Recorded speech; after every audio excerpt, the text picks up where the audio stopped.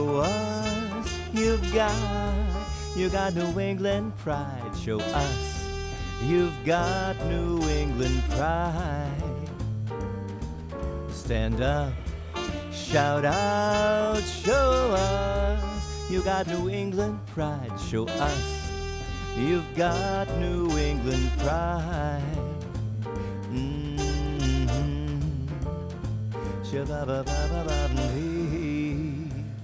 New England pride. Hi, and welcome to New England Pride TV. I'm your host, Dale LePage. And I'm Tina Billing. We've got a great show for you, and we'll be back right after this. New England Pride TV is brought to you by the Hanover Theater for the Performing Arts, Remax Vision, Bay State Savings Bank, Safe Homes, Joseph Gonzalez Dofre, Boston wedding photographer, Paul Chasen Interior Design, Nuovo Restaurant, Dr. Frank P. Fetchner Plastic Surgery, Fallon Health, The Queen's Cups, This Week in Worcester, Electric Haze, Escape Games Worcester, The Fireplace Room Restaurant, Uniquely Your Decor, and Art Reach.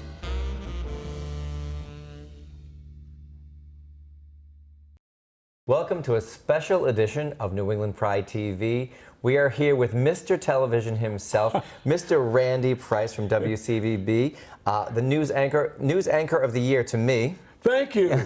And you really elevated me, Mr. Television. Well, you know. Well, I have been at it for a while, so I appreciate the You have been delighting acclaim. us for a long time. Good, thank now, you. thank you for letting us into your lovely home. Good to have you here. And thank you for being part of New England Pride TV. You might not know this, but when I started this show a couple of years ago, you were the first person that I reached out to, and you said to me, I don't know if you remember this, but you said to me, anything I can do, just let me know. It's taking this long. Do you remember I'm saying sorry. that to me? Well, I'm sorry it took this long then.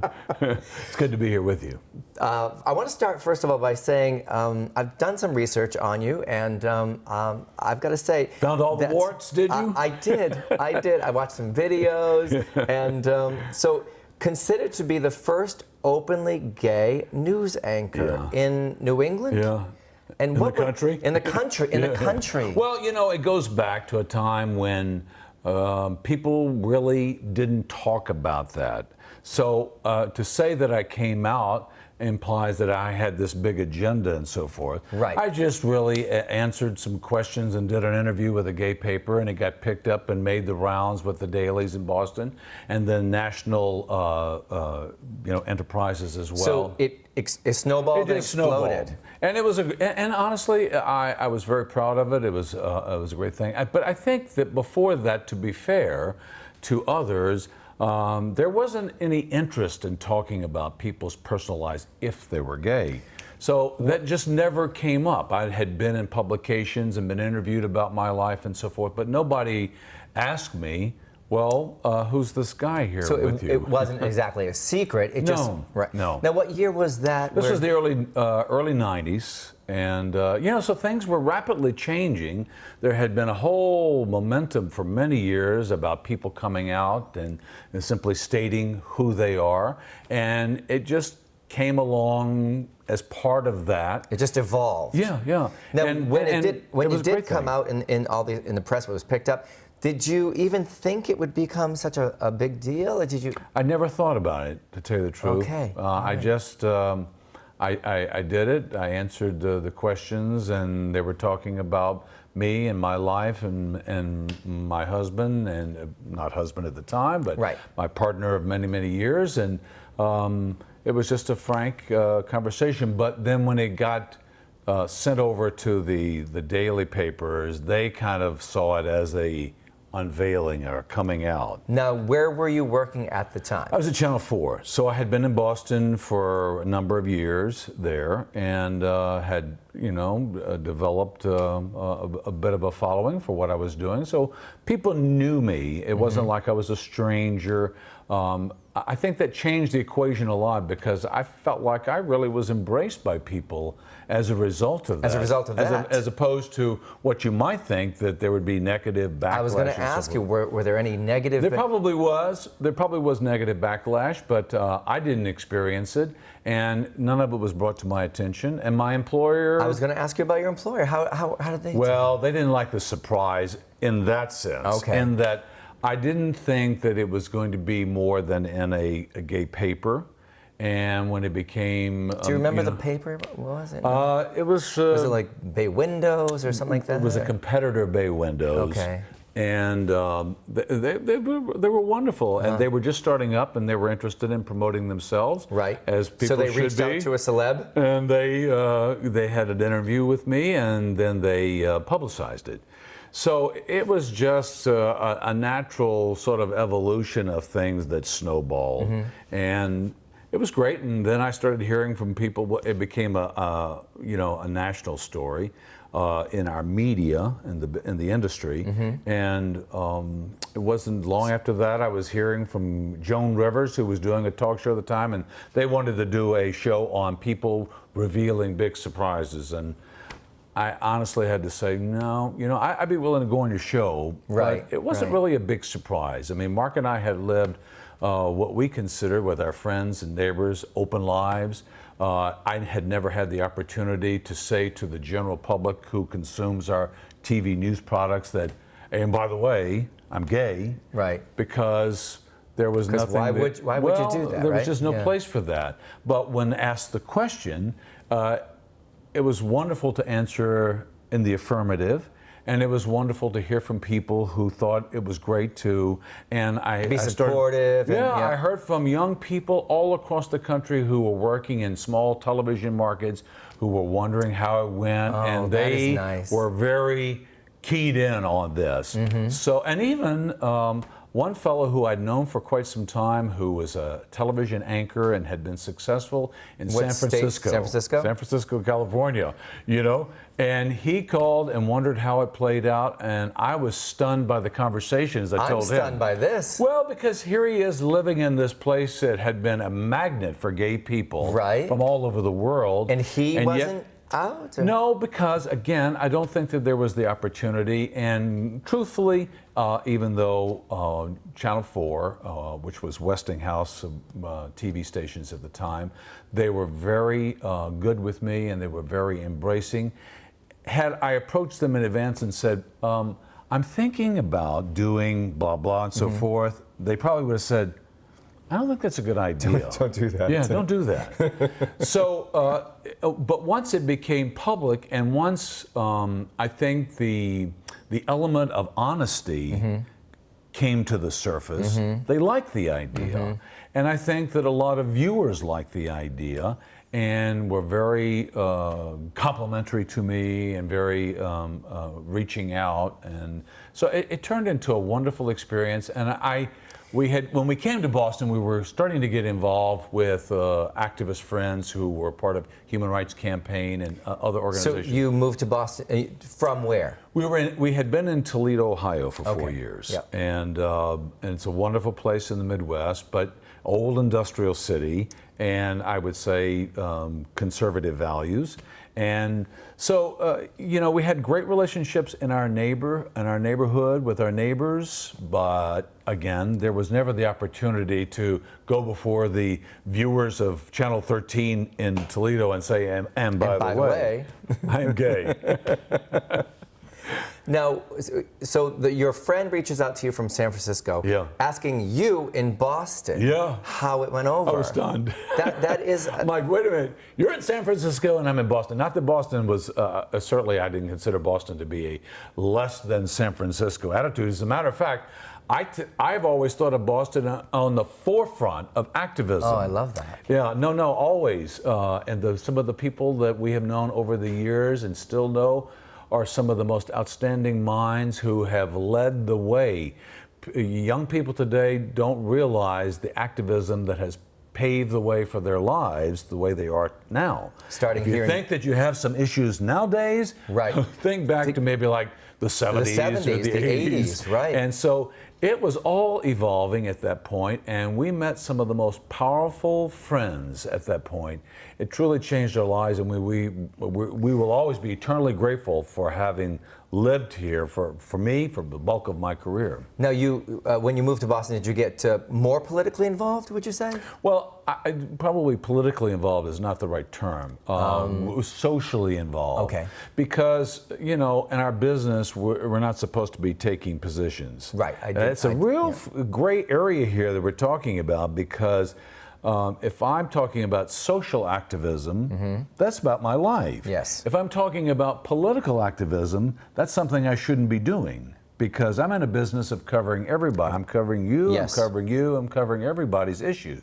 So I try not to be out there on the political side, but when we're talking about social activism, about rights of individuals and human beings, that is important. And And did that we were increase inspired. when you moved to Oh, Boston? yeah. Well, we've been inspired by so many wonderful people. And so we certainly have been on the forefront of LGBT issues and organizations and events for decades now. You hosted LGBT events endlessly. endlessly. For years and years. And you were the Grand Marshal for the Boston Pride Parade, the yeah. Worcester Pride Parade, Oh, the yeah. Salem Pride Parade, Provincetown Pride Yeah. Parade. I mean, that's a pretty big honor. I mean, just to be asked once, I think it is was an honor. wonderful. Yeah. It was wonderful to be a part of all of that in an age when things were rapidly changing, and I can't say enough about the wonderful people who inspired us.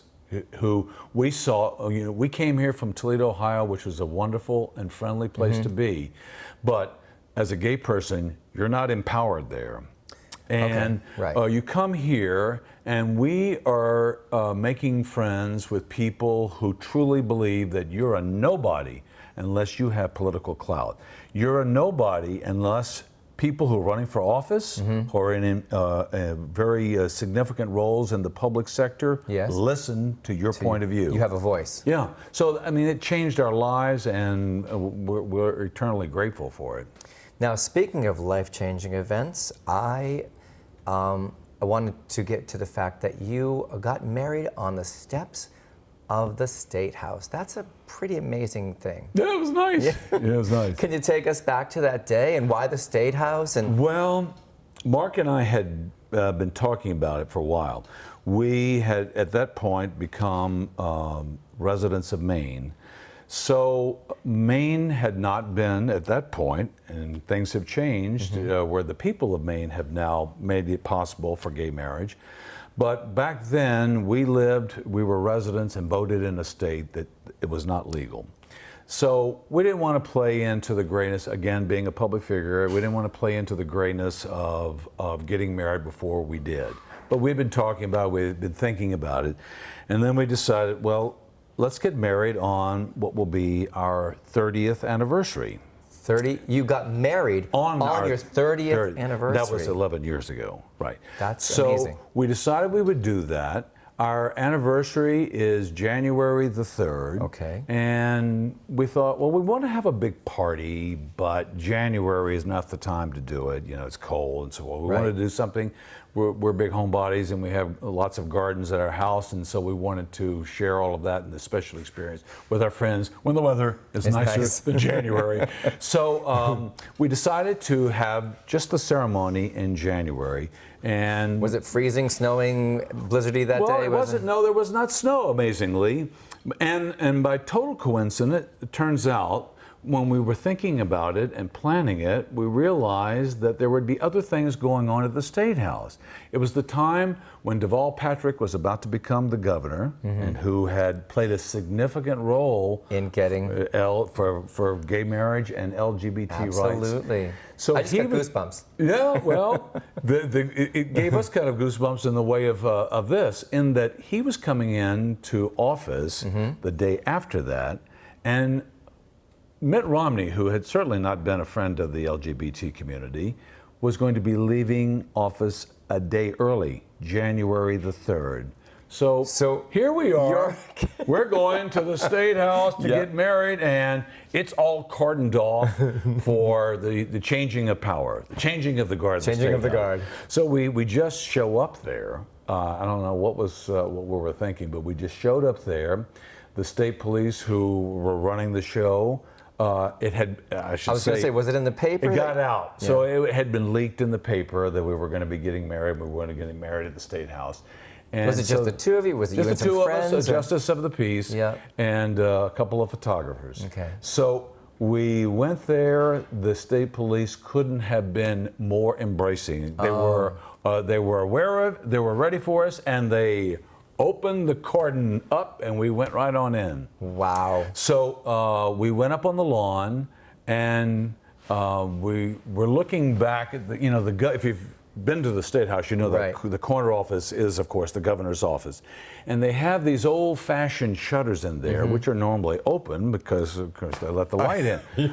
And they weren't? We were there, and the shutters were shut tight. Okay. So nobody was waving and wishing I don't think that there was anything intended to us by that. But we actually just love the symbolism of it. You know, like Mitt Romney is leaving today, and he has shut the shutters on us. And here we are down on the lawn getting married and very happy about our lives. Well, congratulations. That was 11 years ago. Yeah. That's amazing. Yeah. Now, you're also involved with a lot of, I couldn't even count the number of charities you've done work for. You've done work for so many charities, but you are on the board of a few charities, or what can you tell us about that? Well, let me just say this, about the involvement with things. One of the things, and of course the news business, as you know, is always about negatives for the most part. Okay. Horrible things that happen and so forth. But one of the nice things that comes with our industry, for someone like me, is that after you've been doing it for a while, you get involved in things that inspire you. And I have been lucky from the very beginning in Boston all the way through today to have an involvement with things that inspire me. I am so inspired by the people who are leading the charge and do it. So, whether it's animal welfare, whether it's LGBT, whether it is, you name it. You name it. It's a blessing to have the opportunity to participate.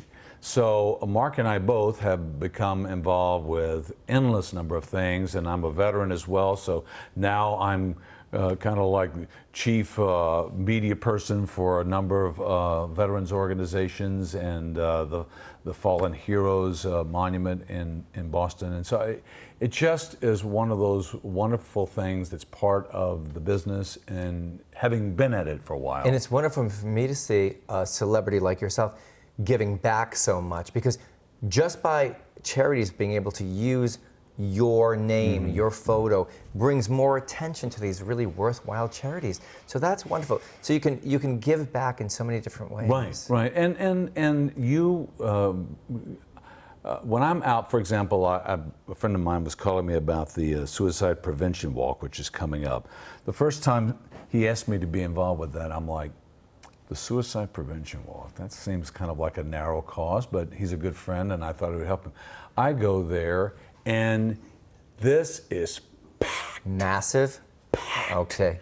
And you talking about Boston? Or? Yeah, Okay. Boston. Yeah. And just tons of young people and families and everything, and you stop and you realize, oh my God, this many people have been impacted. Yes.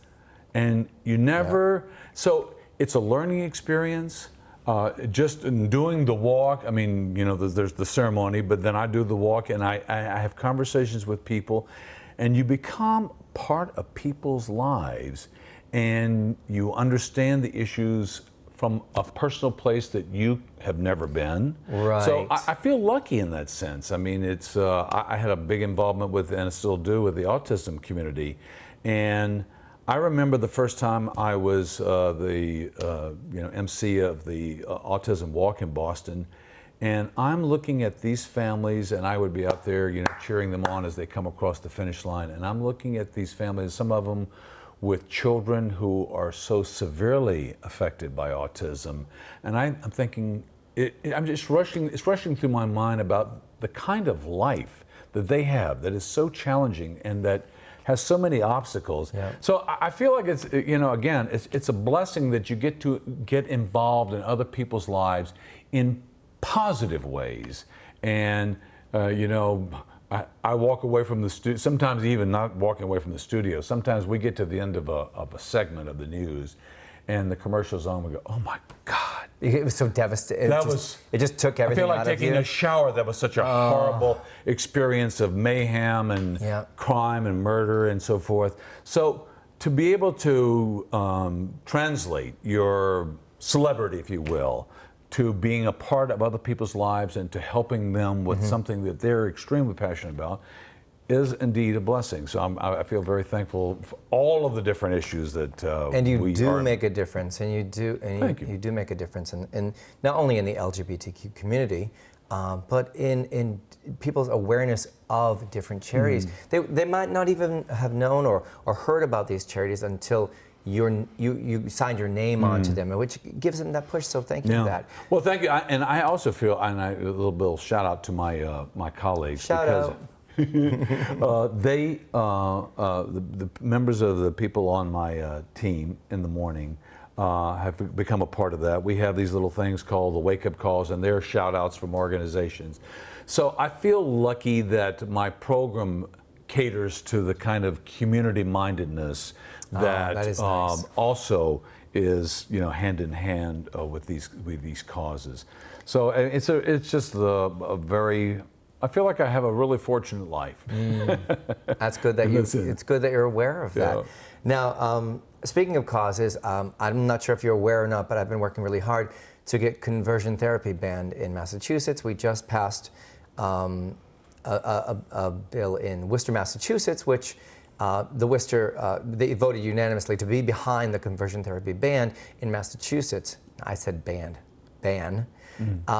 So we're taking it to the state. You're aware of conversion therapy and what it is? It's funny you mention it because, having been aware of it for many, many years, I tended to think of it as sort of like some obscure thing that was going off in some religious compound. Well, it's very it is. It does have a religious component. It does have a religious component. But it's shocking when you start to hear more and more how wide the web is of that kind of thinking going on. And a lot of people said to me, "Why are you getting so upset or so heated about this? It doesn't even happen in Massachusetts." I said, "What? These people they think it doesn't happen in Massachusetts or New England." I'm like, just Google it. I have friends who have gone through conversion therapy, and I have one friend who was sent twice. Yeah. And if that doesn't mess with you, it's just barbaric, and we need to stop it. And I don't know why it hasn't been signed yet. I really don't know why it hasn't been signed yet. I haven't known anybody who did it. I've known quite a few people who probably could have come close if their family had their way. Right. That's the thing. It's usually the parents send the minor. It starts with the notion of like, you can get help for this. You can be healed. Yeah, you can be healed. Yeah. And then there are a lot of people who have articulate voices who truly believe that stuff. And all right. Yes. And they are persuasive. But the truth is, we most of us know we were born the way we are, and all of the sort of psychobabble and so forth and so on that people put out there about cure and change and all that is just nonsense. So it's great. I'm glad that you're doing that, by the way. It is, and I hope it happens soon. Yeah. And the reason I'm pushing so hard for this is because to make people, there's a lot of people who aren't even aware this is happening ever. Right. Or even happening They anywhere. think we've moved beyond that. That's right. Yeah. I can't tell you how many people have commented on Facebook posts or whatever, like, what do you mean? This isn't illegal. This isn't a human violation. All that stuff. Yeah. Now I'm gonna switch from conversion therapy to something. We're going the gamut here, We're going the gamut here. I have so much to talk to you about. Yeah. We'll be right back with more Randy Price right after these messages. New England Pride TV is brought to you by the Hanover Theater for the Performing Arts, Remax Vision, Bay State Savings Bank, Safe Homes, Joseph Gonzalez Doframe, Boston wedding photographer. Paul Chasen, interior design. Nuovo Restaurant. Dr. Frank P. Fechner, plastic surgery. Fallon Health. The Queen's Cups. This Week in Worcester. Electric Haze. Escape Games Worcester. The Fireplace Room Restaurant. Uniquely Your Decor. And Art Reach.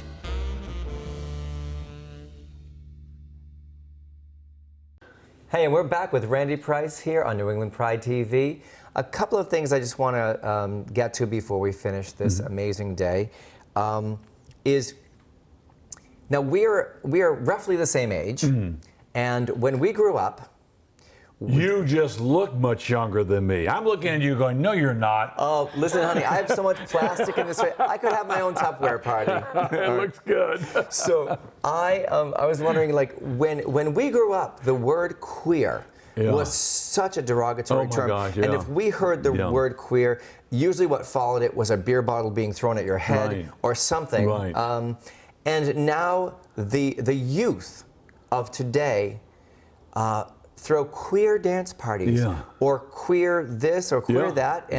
And when I first noticed this a few years ago happening, like my insides were just like turned around because it just had such a horrible connotation for me. It worked, didn't it? This is it. The word became, and I think that's why people embraced it. I remember the first time, this was during the early days of AIDS, and there were a number of activist organizations that had, come to light, and one of them was a group called Queer Nation.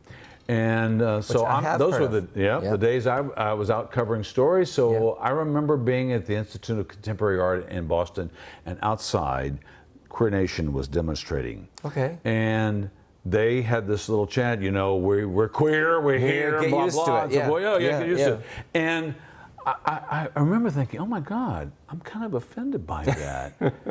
But then I was trying to think, well, I'm offended because it worked. The people who used that word in a negative connotation and threw the beer bottles or whatever were very effective in diminishing us as people.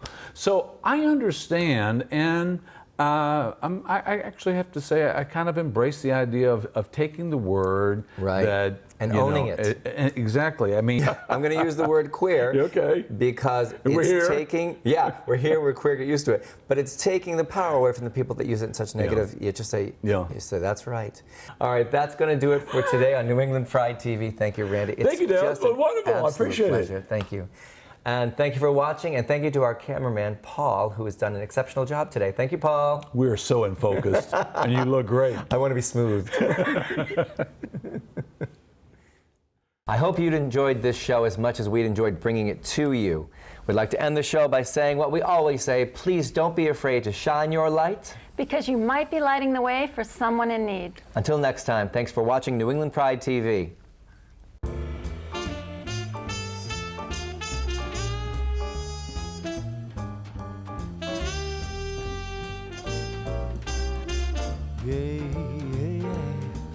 Tune in, show us you got New England pride. Show us you've got New England pride. Stand up, shout out, show us you got New England pride. Show us you've got New England pride.